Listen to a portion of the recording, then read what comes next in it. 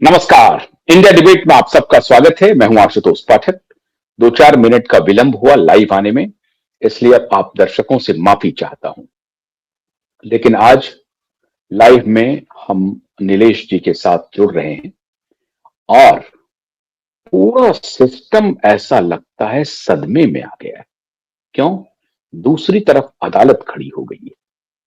अदालत उनको रास्ता नहीं दे रहा है और सिस्टम परेशान है। क्या करें, कैसे करें, कुछ बात समझ नहीं आ रही है उनकी।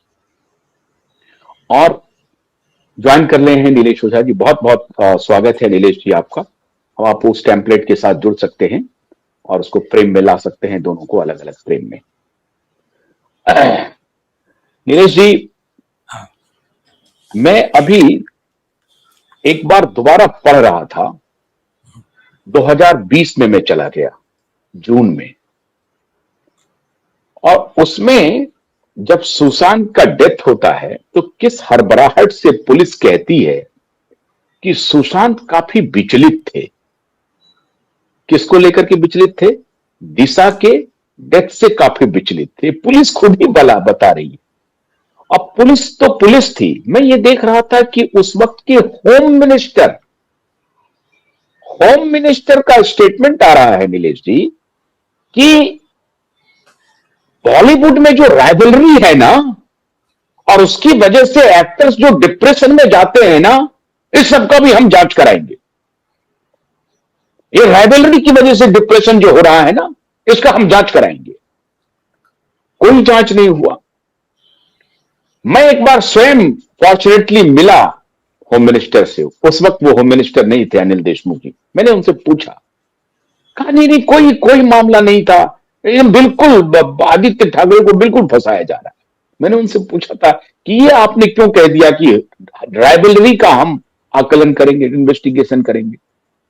तो उनका जो उत्तर था, उससे मुझे ऐसा लग रहा था कि वो कुछ कहना भी चाह रहे हैं, कह नहीं पा रहे हैं, लेकिन वो कुछ कोशिश कर रहे थे कि ईमानदारी से मुझे बताएं।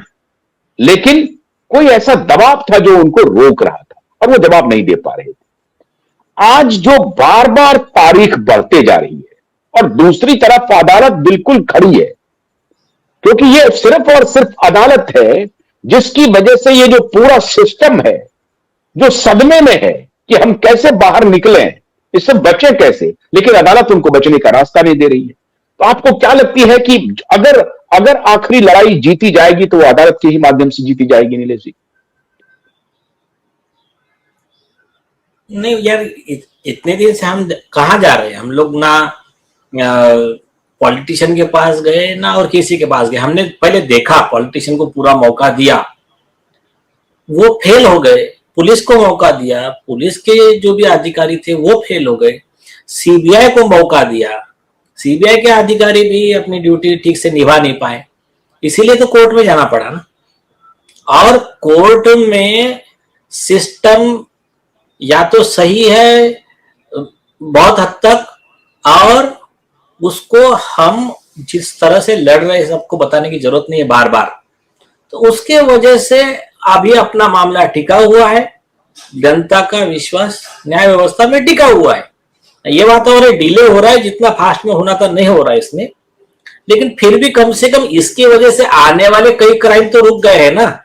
जितना इसका डिस्कशन हो रहा है, जितना चर्चा हो रहा है, जितना इस केस में आरोपी को सजा दिलवाने के लिए जिस शिद्दत से मतलब कोर्ट में सतीश साल्यान जी बोलो, आप बोलो, सोशल मीडिया पे सोशल एसएसआर वॉरियर बोलो, ये जिस तरह से खड़े हैं, इससे कम से कम ये तो मैसेज जा रहा है कि लोगों का जमीर जिंदा है, लोगों का कॉन्शियस मरा नहीं है, लोग बेवकूफ नहीं है और तुम्हारे बातों में आने वाले नहीं है, चाहे वो सीबीआई कुछ कह दे। और उसके अलावा ये लोग मतलब गुमराह होने वाले नहीं है, होशियार है। और इन सब चीजों की वजह से आज जो एक माहौल बन चुका है कि नहीं, जैसा सुप्रीम कोर्ट ने लिखा रघुवीर सिंह के केस में कि you can not fool all of the people all of the time. तो वैसा है, लोगों को आप गुमराह नहीं कर सकते, उनको बेवकूफ नहीं बना सकते। सिस्टम कई बार तो बताओ सबका प्रयास चलता है इवन कई जजेस भी ऐसे जो करप्शन करते तो पब्लिक को गुमराह करने का ट्राई करते, नहीं नहीं इसमें ऐसा था उसमें वैसा था, तो वो मुद्दा भी यहाँ नहीं चल रहा है। तो अभी मेरे हिसाब से डिले हो रहा है, मैटर बहुत बड़ा है, लेकिन फिर भी इसके फायदे अलग फायदे बहुत बचे हुए। हाँ, एक अभी जो एक बहुत इंपॉर्टेंट एक हाईकोर्ट का ऑब्जर्वेशन आया है कि बड़े अधिकारी, क्या कोई भी व्यक्ति जो झूठ बोल रहा है या पर्जरी कर रहा है, धोखा दे रहा है, गुमराह कर रहा है, उसके खिलाफ अदालतें सख्त हो रही हैं। क्या ये सब इसका नतीजा है? क्या आपको लग रहा है कि ये जो ऑब्जर्वेशन आ रहा है कि बड़े अधिकारी झूठ नहीं बोले, अब उसमें चीफ सेक्रेटरी को अगर कोई एफिडेविट फाइल करना है या एडिशनल चीफ सेक्रेटरी को या पीआई शैलेंद्र नगरकर को, और वो झूठा एफिडेविट देता है, तो क्या ये ऑब्जर्वेशन इस दिशा में जा रहा है और इसमें सारे पुलिस अधिकारी फंसेंगे? ये हाईकोर्ट का जो ऑब्जर्वेशन है, यह हाईकोर्ट का है और सेम ऑलरेडी सुप्रीम कोर्ट का भी है। आप इंडियन बार एसोसिएशन की वेबसाइट पे चले जाइए, आपको उसमें सारे केस लॉ मिल जाएंगे। देखिए लॉ बहुत पहले से क्लियर है, लेकिन क्या होता है बार बार वो लोग एडजस्टमेंट, करप्शन या फिर लॉ का नॉलेज नहीं, ये सब करते रहते। तो इस बार जो दिया है अभी जनवरी 2026 में जो मास्टर स्ट्रोक मारा है हाईकोर्ट ने, उन्होंने कहा है कि झूठा मतलब झूठी ये करने वाले, झूठा एफिडेविट देने वाले, कोर्ट को गुमराह करने वाले, झूठे सबूत बनाने वाले, इनके ऊपर पुलिस की जिम्मेदारी है कि वो प्रोसिक्यूशन करे, और वो अगर प्रोसिक्यूशन नहीं करते हैं तो जज की जिम्मेदारी है उसमें सुओ मोटो एक्शन ले, और अगर नहीं करते तो ये पुलिस वाले और जज दोनों के खिलाफ में कंटेम्प्ट का कार्रवाई होगा, एक्शन होगा, ऐसा डायरेक्शन दिया है कोर्ट ने। वो जो जजमेंट है उम्मे फरवा, आपको जो जजमेंट का मैं चाहे तो आपको फोटो भेज दूंगा, 2026 का है, इलाहाबाद हाईकोर्ट का।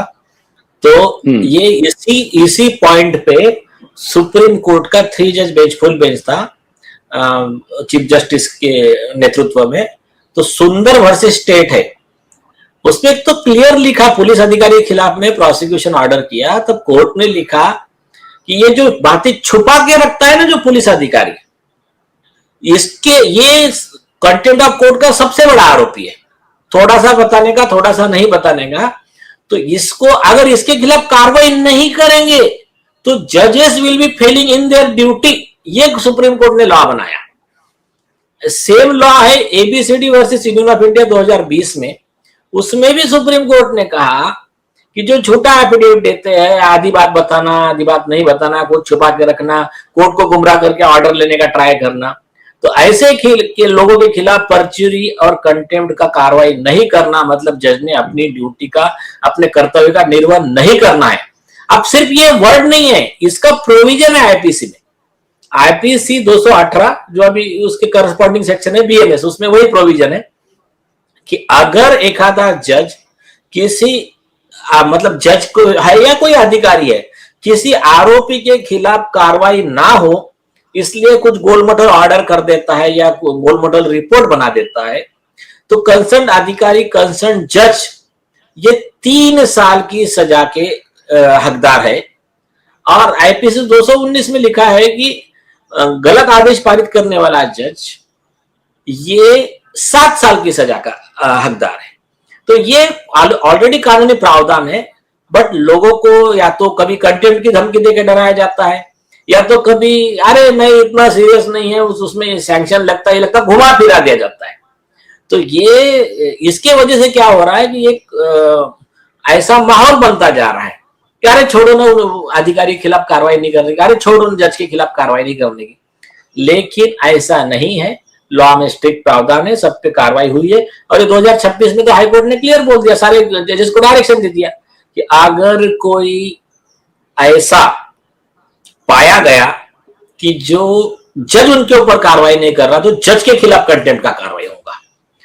अब सिमिलर केस में अभी सुप्रीम कोर्ट में जस्टिस केवी विश्वनाथन और जस्टिस पाल्टेवाला जी की बेंच ने बहुत सुंदर जजमेंट दिया। मेन जजमेंट ऑथर किया है जस्टिस केवी विश्वनाथन जी ने, बहुत सुंदर जजमेंट है, लैंडमार्क है। उन्होंने क्या कहा अगर कोई जज ने कुछ गलती किया, आरोपी के खिलाफ एक्शन नहीं लिया या किसी निर्दोष के खिलाफ गलत एक्शन लिया या भ्रष्टाचार करके किसी अनडिजर्विंग को फायदा पहुंचाने का आदेश किया और डिजर्विंग को बेनिफिट नहीं दिया लॉ का, तो अगर ऐसे जज के खिलाफ कंप्लेंट आई, कंप्लेंट सही है, तो उस जज के खिलाफ डिपार्टमेंटल एक्शन भी लो, उसको सस्पेंड करो, डिसमिस करो, उसका प्रमोशन रोको, जो करना है वो डिपार्टमेंटल एक्शन, साथ में उसके खिलाफ क्रिमिनल प्रोसिक्यूशन भी ऑर्डर करो। और ऐसे सारे डायरेक्शन दे दिया पूरे देश के हाईकोर्ट के रजिस्ट्रार को, चीफ जस्टिस को, क्या भाई आपको इसमें ऐसे एक्शन लेना है। और अगर वो कंप्लेंट झूठी पाई गई, अगर जज को किसने डराने के लिए, प्रेशर लाने के लिए झूठी कंप्लेंट दिया, तो उस कंप्लेंट देने वाले को, कंप्लेंट को, उसको मदद करने वाले वकील को, दोनों के खिलाफ में कंटेम्प्ट का एक्शन भी लो और बार काउंसिल के में डिसिप्लिनरी एक्शन भी लो। एकदम फेयर जजमेंट है सुप्रीम कोर्ट का।